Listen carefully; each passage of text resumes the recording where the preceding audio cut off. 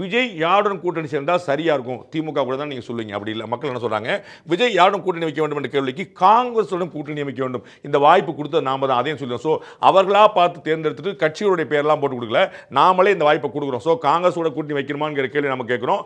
காங்கிரஸ் அப்படிங்கிற தேர்வு 18% மக்கள் சொல்லியிருக்கிறாங்க. நாம் தமிழரோட கூட்டணி வைக்கிறோம், இந்த வாய்ப்பை நாம தான் கொடுத்தோம். நாம் தமிழரோட கூட்டணி வைக்கணும், எவ்வளவு பொருத்தமா இருந்திருக்கு பாருங்க. ஒரு காலத்தில் வந்து 2 பேரும் ஒண்ணா வருவாங்க நினைச்சிருக்காங்க. அதனால பார்த்தீங்கன்னா 18% மக்கள் காங்கிரஸோட கூட்டணி அமைக்கணும்னு சொன்னவங்க, 21% மக்கள் நாம் தமிழரோட கூட்டணி அமைக்கணும்னு சொல்லியிருக்காங்க.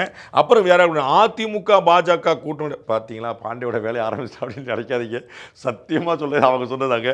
அதிமுக பாஜக 61% மக்கள் சொல்லியிருக்காங்க, அது வந்து அதிமுக பாஜக கூட்டணி அமைக்கணும். இது வந்து எகைன் ஒரு ஃபன் பண்ணா கூட இதற்கு முன்னாடி வந்த கேள்விகள், கடந்த நேற்று நம்ம போட்ட சர்வே ரிசல்ட்ஸ், பின்னாடி நீங்கள் வரப்போகிற சர்வே, இதெல்லாம் நீங்கள் பார்த்தா உங்களுக்கே தெரிஞ்சிருக்கும். இது ஒரு நியூட்ராலிட்டி. நம்முடைய நியூட்ராலிட்டிங்கிறது ஒவ்வொரு தடவையும் நம்ம நெஞ்ச கழிச்சு காட்ட வேண்டிய அவசியம் இல்லை.